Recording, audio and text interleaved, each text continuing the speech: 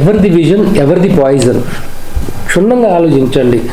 జగన్ గారికి విజన్ ఉందా, చంద్రబాబు గారికి విజన్ ఉందా అనేది మనం ఎవరి ట్రాక్ రికార్డుని బట్టి, ఎవరి పాయింట్స్ని బట్టి మీరే విశ్లేషించండి.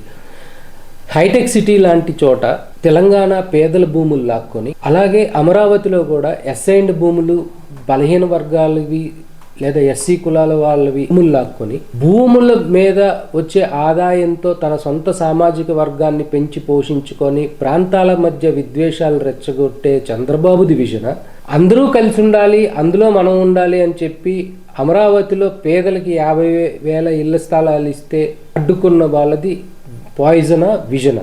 అక్కడ ఇల్లు ఇవ్వాలి అన్న వాళ్ళది జగన్ గారిది విజన?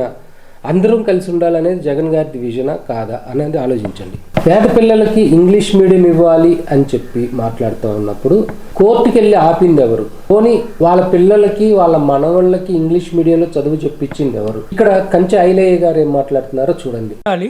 నా దృష్టిలో చంద్రబాబు నాయుడు, పవన్ కళ్యాణ్ రాగానే ఇంగ్లీష్ మీడియం తీసేస్తారు.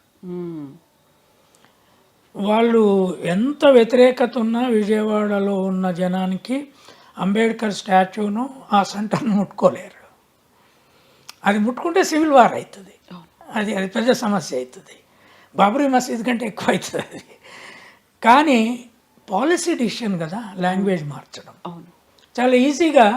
ఇది మన దేశానికి సరిపడేది కాదు. బీజేపీ కూడా వ్యతిరేకిస్తుంది. మళ్ళీ తెలుగు మీడియంలోకి షిఫ్ట్ చేద్దామని చేస్తారు. అమ్మఒడికి బదులు వాళ్ళు ఏదో అనొచ్చు, కాలేజ్ ఫీజులు డైరెక్ట్గా మేమే కడతామనొచ్చు, కార్పొరేట్లకు ఇచ్చేయచ్చు, ఇంతకుముందు ఇచ్చారు కదా. ఇది చాలా డేంజరస్ సిచ్యువేషన్. సో నేను అనుకునేది కూడా ఇది చాలా కీలకమైన మార్పు ఈ దశ, ఈ ఎక్స్పెరిమెంట్కి. ఎందుకంటే దేశంలో ఎక్కడ ఒక్క నాగాల్యాండ్లో ఇంగ్లీష్ మీడియం స్కూళ్ళు ఉన్నాయి, అదొకటి. కశ్మీర్లో ట్రై చేశారు, ప్యారలల్గా 3 సబ్జెక్టులు అట్లా చెప్పుడు ట్రై చేశారు, కానీ మిగతా ఎక్కడా లేదు. అది లేని దాన్ని ఈయన కోర్టులో, సుప్రీంకోర్టు దగ్గర పోయి ఫైట్ చేసి తెచ్చి పేరెంట్స్ను ఒప్పించి. చూడండి, కంచె ఐలయ్య గారు స్వయంగా 3 సబ్జెక్టులైనా ఇంగ్లీష్లో పెట్టండి అని చెప్పి అడిగినప్పుడు చంద్రబాబు నాయుడు గారు చెప్పిన సమాధానం. సో అంటే వాళ్ళ పిల్లలు మాత్రమే ఇంగ్లీష్ మీడియంలో చదవాలి, వాళ్ళ కులం మాత్రమే చదవాలి, లేదా వాళ్ళు మాత్రమే పెత్తందారీ వ్యవస్థ మాత్రమే ఇంగ్లీష్ మీడియంలో మంచి చదువులు చదువుకోవాలనేది పాయిజనా, విజనా?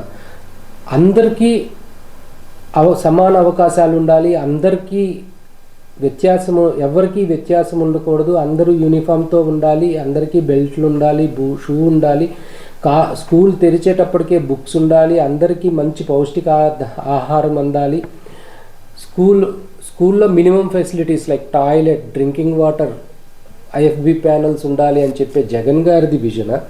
లేకపోతే ఇంగ్లీష్ మీడియం తీసుకురావాలి అని కూడా చెప్పే జగన్ గారిది విజన? ఐబీ సిలబస్ను కూడా తీసుకొస్తున్న జగన్ గారిది విజన? సో ఇవి ఆపుతున్న చంద్రబాబు గారిది పాయిజన్ కాదా? పేదల ఆరోగ్యం కోసం రాజశేఖర్ రెడ్డి గారు ప్రవేశపెట్టినటువంటి ఆరోగ్యశ్రీని వైఎస్ఆర్ ఆరోగ్యశ్రీగా మార్చి 25 లక్షల రూపాయల పరిమితిని పెంచి 3,500 వ్యాధుల్ని తీసుకెళ్ళి పేదవాడికి వైద్యం అనేది ఒక హక్కుగా ఉండాలి అనేది జగన్ గారిది విజన? ఆసుపత్రులలో యూజర్ ఛార్జెస్ వసూలు చేసి ముక్కు పిండి డబ్బులు వసూలు చేయాలి, ప్రైవేట్ ఆసుపత్రుల్ని పోషించి తన సొంత సామాజిక వర్గం లేదా తన పార్టీకి అండగా ఉన్నటువంటి ఆసుపత్రి అధినేతలు, పారిశ్రామికవేత్తలు దోచుకునేందుకు సహకారం అందించాలి అని చంద్రబాబు గారిది పాయిజనా, విజనా అనేది కూడా ఆలోచించండి. కిడ్నీ బాధితులకు నేను అది చేశా, ఇది చేశా అని చెప్పి గ్రాఫిక్స్లో చెప్పుకుంటూ గత 4 దశాబ్దాలుగా ఓట్లు వేయించుకుంటున్న తెలుగుదేశంది పాయిజనా? కేవలం వచ్చిన 4.5 సంవత్సరాల్లోనే దాదాపు 700 గ్రామాలకి రక్షిత మంచినీటి పథకం అందిస్తూ, డయాలసిస్ సెంటర్లు ఓపెన్ చేస్తూ, కిడ్నీ రీసెర్చ్ సెంటర్ ఓపెన్ చేసి ప్రజలకి అందుబాటులోకి తీసుకొచ్చి వారికి మెరుగైన జీవిత ప్రమాణాలు అందించడం విజన అనేది ఆలోచించండి. ఇక్కడ జగన్ గారు ఏం చేశారు, చంద్రబాబు నాయుడు మాటలు చెప్పి ఎలా కాలం గడిపాడు అనేది. రాజకీయాల కోసం విజయవాడకి అది చేశా, విజయవాడకి ఇది చేశా అని చెప్పుకునే చంద్రబాబు నాయుడు ఏ రోజైనా 100 కోట్ల రూపాయలు పెట్టి విజయవాడని డెవలప్ చేశారా?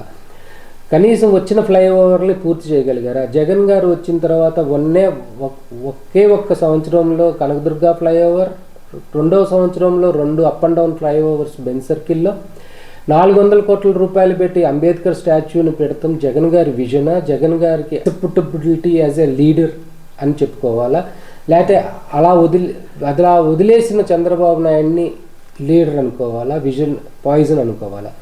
విదేశీ విద్యానిధిని కేవలం పేరు పెట్టి కేవలం 15 లక్షల రూపాయలు నుంచి 25 లక్షల రూపాయల ఆర్థిక సహాయం చేస్తూ కేవలం 1500 మందిని సంవత్సరానికి పంపిస్తూ 6000 మందిని మాత్రమే ఆ 4 ఏళ్లలో పంపించిన చంద్రబాబు నాయుడు గారి విజన 1.5 కోటి కాదు 2 కోట్ల వరకు అయినా కానీ మీరు టాప్ 200 యూనివర్సిటీస్లో సీట్ తెచ్చుకోండి, క్యాస్ట్ లేదు, ఏదీ లేదు, మొత్తాన్ని నేను చదివిస్తాను అంటున్న జగన్మోహన్ రెడ్డి గారి విజన?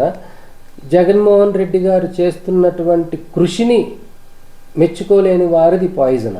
కరోనా సమయంలో పేదలకు, మధ్యతరగతి వాళ్ళకి, ధనవంతులకి అని తేడా లేకుండా అందరికీ కావాల్సిన సేవలు అందిస్తూ వేరే రాష్ట్రం వాళ్ళు నడుచుకుంటూ వెళ్ళే వారికి బస్సులో తీసుకుని వెళ్ళి ఈ చివరి నుంచి ఆ చివరకు దించి వాళ్ళకి చెప్పులతో సహా మనిషికి 500 రూపాయలు, అలాగే 2 పూట్ల భోజనం పెట్టినటువంటి జగన్ గారిది విజన పారిపోయి హైదరాబాద్లో కూర్చొని జూమ్లో నాటకాలు నడిపిన చంద్రబాబు నాయుడు గారిది పాయిజనా కాదా ఆలోచించండి. అలాగే బీసీలు నాకు వెన్నుదన్ను చూపినటువంటి క్యాస్ట్లు మాకు పార్టీకి అదే అంటూ ఏనాడైనా బీసీని కనీసం రాజ్యసభ మెంబర్గా పంపించకుండా ఉన్నటువంటి చంద్రబాబు గారిది పాయిజన్ కాదా?